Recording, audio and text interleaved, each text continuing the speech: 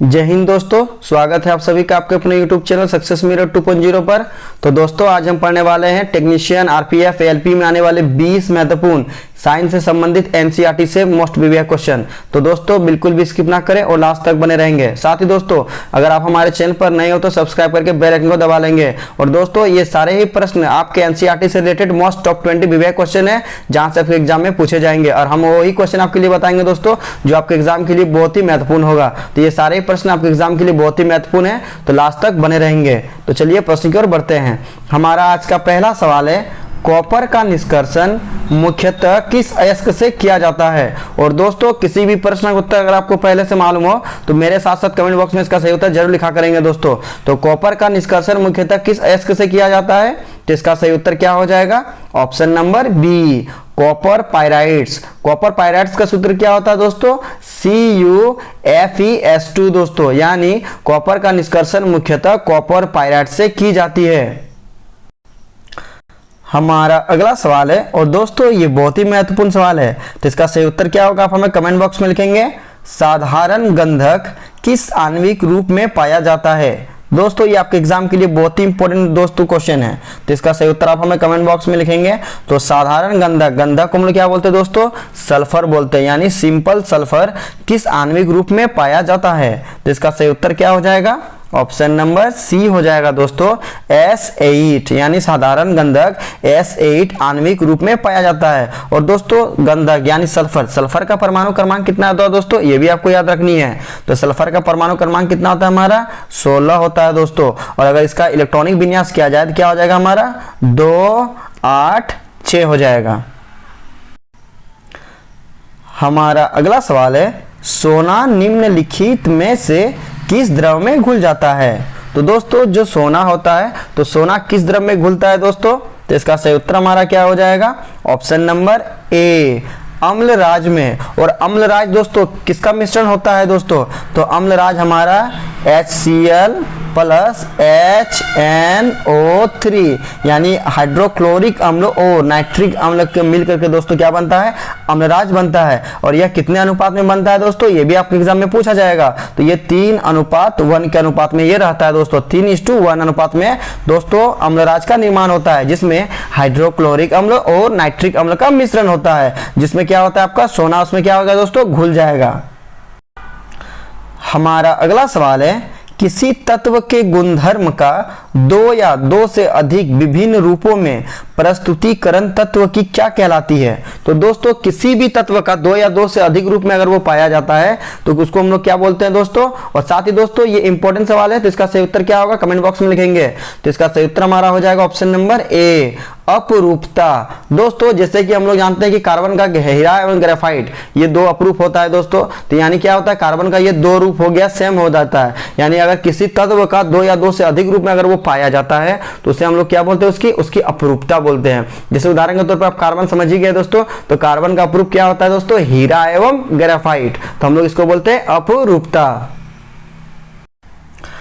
हमारा अगला सवाल है, निर्वात में प्रकाश की चाल कितनी होती है? दोस्तों ये महत्वपूर्ण सवाल है, साथ ही दोस्तों लाइक और शेयर जरूर कर दिया करेंगे। आज का हमारा टारगेट दोस्तों 500 लाइक्स का है, तो दोस्तों 500 लाइक जरूर कर दिया करेंगे। और साथ ही दोस्तों अपने दोस्तों जो आपके दोस्त एएलपी टेक्नीशियन या आरपीएफ की तैयारी करते हैं या कोई भी अगर वो कॉम्पिटिटिव एग्जाम की तैयारी करते हैं दोस्तों, तो ये सभी प्रश्न एनसीईआरटी से related most top 20 previous question है जो आपके एग्जाम में पूछे जाएंगे, तो उन्हें शेयर जरूर कर दिया करेंगे ताकि वो भी दोस्तों एक सीट पक्का कर पाए रेलवे में दोस्तों। साथ ही दोस्तों इस प्रश्न का सही उत्तर क्या होगा कमेंट बॉक्स में लिखेंगे। तो निर्वात में प्रकाश की चाल कितनी होती है? तो इसका सही उत्तर हमारा क्या हो जाएगा? ऑप्शन नंबर ए हो जाएगा, 3 × 10⁸ मीटर पर सेकंड। दोस्तों जब बात निर्वात की आई है तो निर्वात से एक क्वेश्चन और पूछा जाता है कि ध्वनि की चाल किसमें शून्य होती है? ध्वनि की चाल किसमें शून्य होती है? तो ध्वनि की चाल निर्वात में हमारा क्या होता है? शून्य होता है। जबकि ध्वनि का चाल सबसे ज्यादा किसमें होता है? ठोस में, जैसे कि एल्यूमिनियम 64-20। दोस्तों कितना होता है एल्यूमिनियम में?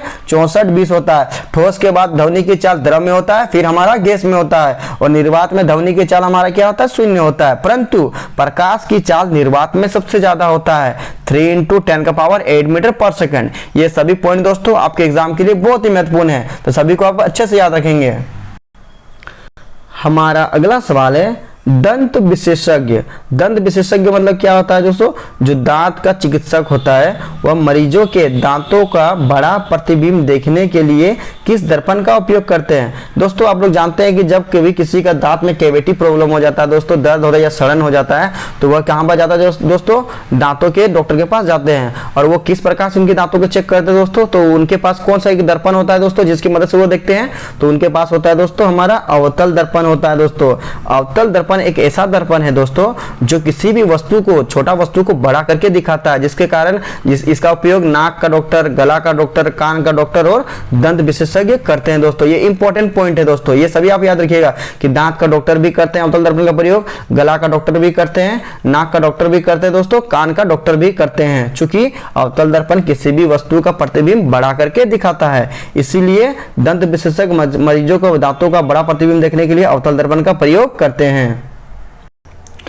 हमारा अगला सवाल है, किसी कोलाइड विलयन में निलंबित कणों से प्रकाश के प्रकीर्णन को क्या कहा जाता है। तो दोस्तों आपने कभी जंगल गया होगा दोस्तों, आप लोग जानते हैं कि जब कभी आप जंगल जाते हो, घने जंगल में, तो देखिएगा जब सूर्य का प्रकाश उन घने जंगल से होकर जमीन पर आता है दोस्तों, तो हमें कुछ थोड़ा धुंधला धुंधला उसमें दोस्तों कण दिखाई पड़ता है दोस्तों।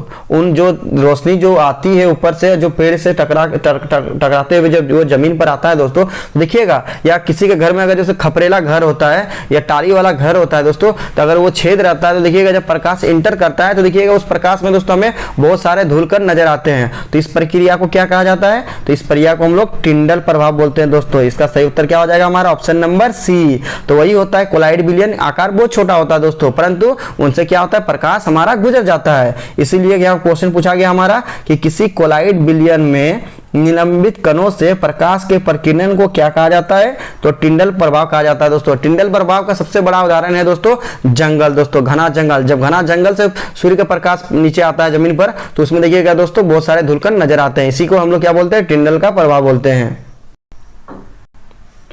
हमारा अगला सवाल है, वस्तु को हटा लेने के बाद भी नेत्र पटल पर प्रतिबिंब कितने सेकंड तक रहता है। दोस्तों जब हमारे नेत्र के पास कोई वस्तु रहता है और उसे जब हम लोग अचानक हटा देते हैं, तो यहाँ पूछा गया कि उसको हटाने के बाद भी वो कितना देर तक हमारे आंखों पर वो प्रतिबिंब बना रहता है। तो कितना इसका सही उत्तर हो जाएगा दोस्तों, ऑप्शन नंबर ए हमारा इसका सही उत्तर हो जाएगा, यानी 1/10 सेकंड तक। किसी भी वस्तु को अपनी आंखों से या नेत्र से जब हटा लेते हैं तो हमारे नेत्र में प्रतिबिंब 1/10 सेकंड तक बना रहता है। हमारा अगला सवाल है, 220 वोल्ट किसी विद्युत बल्ब से 5/11 एम्पियर की धारा प्रवाहित होती है, तो बल्ब की शक्ति क्या होगी। दोस्तों ये इंपॉर्टेंट सवाल है दोस्तों, इसी प्रकार के प्रश्न आपके CBT 1 में पूछे जाने वाले हैं दोस्तों, तो सभी प्रश्नों का आप अच्छे से देखेंगे। तो देखिए दोस्तों हमारा यहाँ V का मान दिया वोल्ट का कितना दिया हुआ है, 220 दे दिया हुआ है, और धारा का मान यानी दोस्तों हमारा I का मान कितना दे दिया है, 5/11 एम्पियर। तो हमसे क्या पूछा गया है कि शक्ति निकालना है, पावर निकालना है। तो चूंकि दोस्तों हम लोग जानते हैं कि P बराबर क्या होता है, V × I होता है। V का मान हमारा कितना दिया हुआ है दोस्तों, 220 दिया हुआ है। I का मान हमारा कितना दिया हुआ है, 5/11 दिया हुआ है। अगर 11 से दोस्तों हम लोग 220 को काटते हैं तो कितना बार में कटेगा दोस्तों, यह 20 टाइम में कट जाएगा, और 20 को जब हम 5 से मल्टीप्लाई करेंगे तो कितना हो जाएगा दोस्तों, हमारा 100 वाट हो जाएगा। तो सही उत्तर हमारा क्या हो जाएगा, ऑप्शन नंबर सी, 100 वाट। तो समझेंगे दोस्तों कितना विवेक प्रश्न है दोस्तों। इसी प्रकार के प्रश्न दोस्तों आपके एग्जाम में पूछे जाएंगे, आपको बिल्कुल घबराना नहीं है दोस्तों, बस हमारे चैनल के साथ बने रहिए, आपके एग्जाम में सक्सेस दिलाने की गारंटी हमारी है दोस्तों।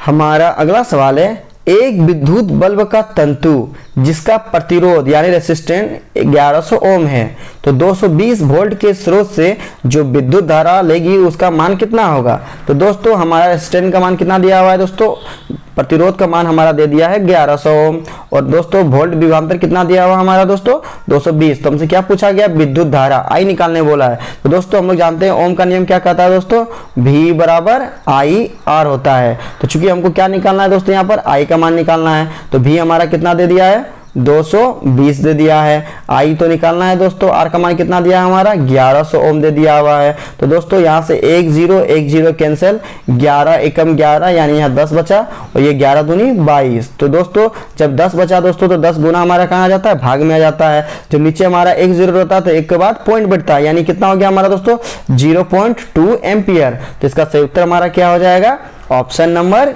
बी हो जाएगा, 0.2 एम्पियर। हमारा अगला सवाल है, चुंबकीय क्षेत्र एक ऐसी राशि है जिसमें होते हैं। तो दोस्तों चुंबकीय क्षेत्र में कौन सी राशि है और इसमें क्या क्या होते हैं दोस्तों? तो ऑप्शन ए में हमारा है परिणाम, ऑप्शन बी में हमारा है दिशा, ऑप्शन सी में हमारा है ए और बी दोनों, या ऑप्शन डी में हमारा इनमें से कोई नहीं है। तो सही उत्तर हमारा क्या होगा दोस्तों? तो देखिए दोस्तों चुंबकीय क्षेत्र क्या होती है? तो दोस्तों चुंबकीय क्षेत्र में हमारा परिणाम होती है, साथ ही दोस्तों चुंबकीय क्षेत्र में हमारा दिशा भी होती है दोस्तों, क्योंकि हमको ये पता चलता है कि ये उत्तर से दक्षिण की ओर जा रही है। जब बाहर में रहता है तो उत्तर से दक्षिण की ओर जाता है, और जब अंदर में रहता है चुंबकीय क्षेत्र दोस्तों तो वह दक्षिण से उत्तर की ओर गमन करती है, यानी इसमें परिणाम और दिशा दोनों पाई जाती है। साथ ही दोस्तों जब परिणाम और दिशा हम पाई जाता है दोस्तों, उसको हम लोग किस नाम से जानते हैं? तो जिस राशि में परिणाम और दिशा दोनों पाया जाता है उसको हम लोग क्या बोलते हैं? सदिश राशि बोलते हैं दोस्तों, ये भी आप याद रखिएगा। यानी चुंबकीय क्षेत्र हमारा एक सदिश राशि है जिसमें परिणाम और दिशा दोनों पाई जाएगी। तो इसका सही उत्तर हमारा क्या हो जाएगा? ऑप्शन नंबर सी, ए और बी दोनों। चुंबकीय क्षेत्र एक ऐसी राशि है जिसमें परिणाम और दिशा दोनों होती है। साथ ही दोस्तों परिणाम और दिशा जिसकी दोनों होती है उसे हम लोग सदिश राशि बोलते हैं, और जिसमें सिर्फ परिणाम होता है दिशा नहीं होता है उसे हम लोग कौन सी राशि बोलेंगे दोस्तों? अदिश राशि बोलेंगे। ये सभी पॉइंट आपके एग्जाम के लिए बहुत ही महत्वपूर्ण है। हमारा अगला सवाल है, निम्नलिखित पदार्थों में कौन चुंबकीय पदार्थ नहीं है? तो दोस्तों हमसे पूछा गया कि निम्न में से 4 ऑप्शन में वो कौन सा पदार्थ है जो चुंबक से दोस्तों चुंबकित नहीं होते हैं, यानी वो चुंबकीय पदार्थ नहीं है। लोहा हमारा चुंबकीय पदार्थ है दोस्तों, ये एकदम बिल्कुल सही है। निकेल भी हमारा दोस्तों क्या होता है? चुंबकीय पदार्थ है, क्योंकि इसे चुंबकीय क्षेत्र में रखने पर यह चुंबक की ओर आकर्षित हो जाती है। पीतल क्या हमारा दोस्तों चुंबकीय क्षेत्र में आकर्षित होगी दोस्तों? तो पीतल हमारा इसका सही उत्तर हो जाएगा। यह चुंबकीय पदार्थ नहीं है दोस्तों, इसे चुंबक के करीब ले जाने पर यह चुंबक से आकर्षित नहीं होगा, जिसके कारण इसे हम लोग बोलते हैं प्रति चुंबकीय पदार्थ। जबकि कोबाल्ट हमारा क्या है दोस्तों? यह भी एक हमारा चुंबकीय पदार्थ है, इसलिए पीतल हमारा इसका सही उत्तर हो जाएगा कि पीतल चुंबकीय पदार्थ नहीं है। हमारा अगला सवाल है, जैव गैस एक उत्तम ईंधन है क्योंकि इसमें मीथेन गैस पाई जाती है। तो दोस्तों जैव गैस में कितना % मीथेन गैस पाया जाता है दोस्तों, और इसे दोस्तों कहां से हम लोग प्राप्त करते हैं? तो दोस्तों जैव गैस का मतलब होता है गोबर गैस, जिसे हम लोग बोलते हैं दोस्तों, और इसमें मीथेन गैस की मात्रा सबसे ज्यादा होती है। साथ ही दोस्तों इसमें मीथेन गैस कितना पाया जाता है? तो इसका सही उत्तर हमारा हो जाएगा ऑप्शन नंबर डी, 75% दोस्तों। सबसे ज्यादा जैव गैस में क्या होता है? मीथेन गैस 75% पाया जाता है। हमारा अगला सवाल है, लोहा को जिंक से लेपित करने की क्रिया को क्या कहते हैं? तो दोस्तों जो लोहे के ऊपर कोई हम परत चढ़ाते हैं उन्हें ऑक्सीजन से बचाने के लिए, उन्हें संक्षारण होने से बचाने के लिए, जंग से बचाने के लिए दोस्तों, तो इस प्रक्रिया को क्या कहा जाता है दोस्तों? तो इसका सही उत्तर हमारा हो जाएगा ऑप्शन नंबर बी, गैल्वेनीकरण, जिसे हम लोग क्या बोलते हैं दोस्तों? हिंदी में जस्तीकरण भी बोलते हैं। यानी इस पर हम लोग क्या करते हैं दोस्तों? जस्ते की परत चढ़ाते हैं, या फिर हम लोग दोस्तों एल्युमिनियम का। दोस्तों जब एल्युमिनियम की परत चढ़ाई जाती है तो उस प्रक्रिया को क्या कहा जाता है? तो उस प्रक्रिया को एनोडीकरण कहा जाता है दोस्तों। ये भी आप याद रखिएगा दोस्तों, जब किसी लोहे के ऊपर एल्युमिनियम की परत चढ़ाई जाती है तो उस प्रक्रिया को हम लोग एनोडीकरण कहते हैं। जबकि अगर जस्ते की परत चढ़ाते हैं तो उसे हम लोग क्या बोलते हैं? गैल्वेनाइजेशन, गैल्वेनीकरण अर्थात जस्तीकरण कहते हैं। हमारा अगला सवाल है, जस्ता तथा तनु हाइड्रोक्लोरिक अम्ल की अभिक्रिया के फलस्वरूप निम्न में से कौन सा गैस बनता है? तो दोस्तों जब जिंक और हाइड्रोक्लोरिक अम्ल के बीच हम लोग अभिक्रिया करवाते हैं दोस्तों, तो किसका निर्माण होता है? तो ZnCl zinc chloride plus hydrogen gas हमारा क्या होता है? मुक्त होता है। तो इसका सही उत्तर हमारा क्या हो जाएगा? ऑप्शन नंबर सी हो जाएगा दोस्तों, कि जब जस्ता को हाइड्रोक्लोरिक अम्ल से अभिक्रिया करवाते हैं तो हाइड्रोजन गैस हमारा मुक्त होता है। हमारा अगला सवाल है, निम्न में से कौन आयनिक यौगिक है? तो दोस्तों सबसे पहले हमें यह समझना होगा कि आयनिक यौगिक किसे कहते हैं। तो दोस्तों आयनिक यौगिक वैसे यौगिकों को कहते हैं दोस्तों जो क्या करता है? एक धनायन बनाता है और दूसरा हमारा ऋणायन बनाता है। साथ ही दोस्तों इनका गलनांक और प्रबल अंतर आकर्षण बल बहुत ही मजबूत होता है दोस्तों, इसलिए हम लोग इसको बोलेंगे क्या? आयनिक यौगिक। सबसे मोस्ट पॉइंट होता है दोस्तों कि ये एक धनायन बनाएगा और दूसरा हमारा तत्व क्या बनाएगा दोस्तों? ऋण आयन बनाएगा। तो इसका सही उत्तर हमारा क्या हो जाएगा? ऑप्शन नंबर सी हो जाएगा दोस्तों, कैल्शियम क्लोराइड। यानी दोस्तों कैल्शियम हमारा क्या होता है दोस्तों? एक पॉजिटिव होता है और इसका परमाणु क्रमांक कितना होता है दोस्तों? हमारा 20 होता है। अगर इसका इलेक्ट्रॉनिक विन्यास इसी निकालेंगे तो 2 8 8 2। और दोस्तों क्लोरीन का परमाणु क्रमांक कितना होता है दोस्तों? हमारा 17 होता है। तो इसका इलेक्ट्रॉनिक विन्यास कितना हो जाएगा? 2 8 और 7। तो आप यहाँ देख सकते हैं दोस्तों कि क्लोरीन हमारे बाह्यतम कोश में कितना पाया जाता है, 7 इलेक्ट्रॉन, और इसे अष्टक प्रवाह करने के लिए 1 इलेक्ट्रॉन ग्रहण करेगी। जबकि दोस्तों हमारे कैल्शियम का बाहरी कोश में कितना पाया जा रहा है, 2 इलेक्ट्रॉन। यह अष्टक प्राप्त करने के लिए क्या करेगा दोस्तों, 2 इलेक्ट्रॉन को त्याग करेगा। तो जो त्याग करता है दोस्तों वो हमारा पॉजिटिव होता है, और जो ग्रहण करता है वो हमारा नेगेटिव होता है। तो आयनिक यौगिक में यही कहा जाता है दोस्तों कि एक तत्व धनायन बनाएगा और दूसरा तत्व ऋणायन बनाएगा। इसी प्रक्रिया को हम लोग क्या बोलेंगे, आयनिक यौगिक बोलेंगे। और दोस्तों इनका क्या होता है दोस्तों, गलनांक बहुत ही उच्च होता है, और इनके बीच क्या होता है, परबल अंतर आणविक आकर्षण बल मजबूत होता है दोस्तों, जिसके कारण इसे हम लोग क्या बोलेंगे, आयनिक यौगिक बोलेंगे।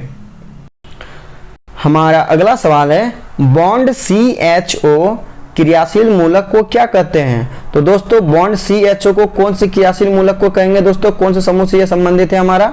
तो इसका सही उत्तर हमारा क्या हो जाएगा, option number B, aldehyde. Aldehyde समूह से संबंधित होता है दोस्तों बॉन्ड CHO। जबकि दोस्तों CO हमारा क्या होता है, कीटोन का होता है। अल्कोहल का हमारा क्या होता है दोस्तों, बॉन्ड OH होता है। और कार्बोक्सिलिक समूह का हम लोग क्या होता है दोस्तों, बॉन्ड COOH होता है दोस्तों। तो ये सभी पॉइंट आप याद रखेंगे, क्योंकि इन सभी पॉइंट से दोस्तों एक ना एक क्वेश्चन आपके एग्जाम में पूछा जा सकता है कि कीटोन का क्या होता है दोस्तों, बॉन्ड CO होता है। एल्डिहाइड का बॉन्ड CHO हो जाता है। अल्कोहल का बॉन्ड OH होता है। और कार्बोक्सिलिक समूह का दोस्तों बॉन्ड COOH होता है।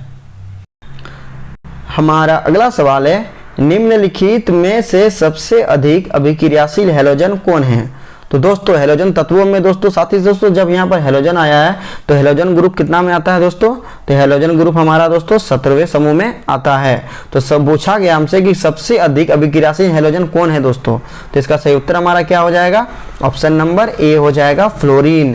फ्लोरीन हमारा सबसे अधिक अभिक्रियाशील हैलोजन तत्व है। जबकि दोस्तों अगर आपसे एग्जाम में पूछा जाए कि सबसे कम दोस्तों क्या बोलते हैं, जिसको नेगेटिविटी बोलते हैं दोस्तों, क्लोरीन हमारा हो जाएगा। सबसे ज्यादा ऋणात्मक तत्व किसे बोलेंगे दोस्तों, तो सबसे ज्यादा ऋणात्मकता हमारा क्लोरीन में पाया जाता है। और सबसे अधिक अभिक्रियाशील हैलोजन हमारा कौन सा होता है, फ्लोरीन होता है। ये दोनों पॉइंट बहुत ही कंफ्यूजन भरा पॉइंट होता है दोस्तों, हमेशा आप लोग अच्छे से याद रखेंगे कि सबसे अधिक अभिक्रियाशील अगर हैलोजन में पूछा जाए तो हमारा फ्लोरीन हो जाएगा। और अगर सबसे ज्यादा ऋणात्मक तत्व पूछा जाए, सबसे ज्यादा अभिक्रियाशील ऋणात्मक तत्व कौन सा होता है, तो सबसे ज्यादा ऋणात्मक अभिक्रियाशील तत्व हमारा क्लोरीन होता है दोस्तों। हमारा अगला सवाल है, निम्नलिखित में कौन एमिनो अम्ल के विखंडन से बनता है? तो इसका सही उत्तर हमारा क्या हो जाएगा, ऑप्शन नंबर सी, अमोनिया। दोस्तों जब हमारे शरीर में एमिनो अम्ल का विखंडन होता है तो उस प्रक्रिया का फलस्वरूप कौन सा उत्पाद होता है दोस्तों हमारा, तो अमोनिया का निर्माण होता है दोस्तों। ये बहुत ही इंपॉर्टेंट प्रश्न है दोस्तों, इसे आप लोग अच्छे से याद रखेंगे। साथ ही दोस्तों अगर आप हमारे चैनल पर नए हो तो सब्सक्राइब कर लेंगे। और दोस्तों जो भी हमारे दोस्त चैनल के माध्यम से दोस्तों जो भी सीख रहे हैं दोस्तों, वो अपने दोस्तों को भी जरूर सिखाएंगे और उन तक ये साझा करेंगे दोस्तों। ज्यादा से ज्यादा लाइक और शेयर जरूर कर दिया करेंगे। आज का हमारा टारगेट दोस्तों है 500 लाइक्स का दोस्तों, तो लाइक करना ना भूलेंगे और दोस्तों को ज्यादा से ज्यादा शेयर जरूर कर दिया करेंगे, ताकि वो भी दोस्तों एलपी में अपना एक सीट पक्का कर पाए। हमारा अगला सवाल है, और दोस्तों आज का हमारा ये अंतिम प्रश्न है। साथ ही आज हमने जो आपको टॉप 20 क्वेश्चन बताए, ये सारे इंपॉर्टेंट दोस्तों और 100% रियल आपके एग्जाम में आने वाले मोस्ट टॉप 20 विवेक क्वेश्चन है। तो दोस्तों सभी प्रश्नों को आप अच्छे से पढ़ेंगे और उन्हें याद करेंगे। साथ ही दोस्तों लाइक और शेयर जरूर कर दिया करेंगे। तो चलिए प्रश्न की ओर बढ़ते हैं। पेप्टोन पेप्टाइड्स को निम्नलिखित में से किस रूप में तोड़ता है? तो दोस्तों ये इंपॉर्टेंट सवाल है, इसका सही उत्तर आप हमें कमेंट बॉक्स में लिखेंगे। तो पेप्टोन पेप्टाइड्स को किस रूप में तोड़ता है दोस्तों, तो इसका सही उत्तर हमारा क्या हो जाएगा, ऑप्शन नंबर ए, एमिनो अम्ल में। दोस्तों जो प्रोटीन होता है दोस्तों हमारे शरीर में एमिनो अम्ल किस, साथ ही दोस्तों ये क्वेश्चन पूछा जाता है कि हमारे शरीर में एमिनो अम्ल की संख्या कितनी पाई जाती है। ये बहुत इंपॉर्टेंट सवाल है। तो हमारे शरीर में एमिनो अम्ल की संख्या कितनी पाई जाती है दोस्तों, 20 पाई जाती है, जिसमें से 10 हमारा शरीर स्वयं निर्माण करता है और 10 हम लोग बाहर से भोजन से ग्रहण करते हैं दोस्तों। ये पॉइंट भी बहुत ही इंपॉर्टेंट है कि हमारे शरीर में एमिनो अम्ल की संख्या कितनी बनता है दोस्तों, तो 10 बनता है। और बाहरी स्रोत से हम लोग दोस्तों 10 एमिनो अम्ल लेते हैं, यानी कुल मिलाकर हमारे एमिनो अम्लों की संख्या कितनी हो जाती है, 20 हो जाती है। और क्या कहता है पेप्टोन दोस्तों पॉलीपेप्टाइड तथा एमिनो अम्ल में इसको क्या करते हैं दोस्तों, तोड़ देते हैं। तो आई होप दोस्तों आपको हमारी वीडियो पसंद आई है। और साथ ही दोस्तों अगर हमारे बताए गए माध्यम से अगर आपको अच्छा लगा दोस्तों तो लाइक और शेयर जरूर कर दिया करेंगे। तो चलिए दोस्तों नेक्स्ट वीडियो में फिर मिलेंगे इसी प्रकार के मोस्ट टॉप 20 विवेक क्वेश्चन के साथ दोस्तों। और दोस्तों आप हमारे साथ बने रहेंगे, क्योंकि हम लोग 45 दिन में दोस्तों ये सब विवेक क्वेश्चन डिस्कस करेंगे दोस्तों, जो आपके एग्जाम में आने वाले बहुत ही महत्वपूर्ण प्रश्न होंगे। तो चलिए दोस्तों मिलते हैं नेक्स्ट वीडियो में, तब तक के लिए बाय बाय, टेक केयर, जय हिंद।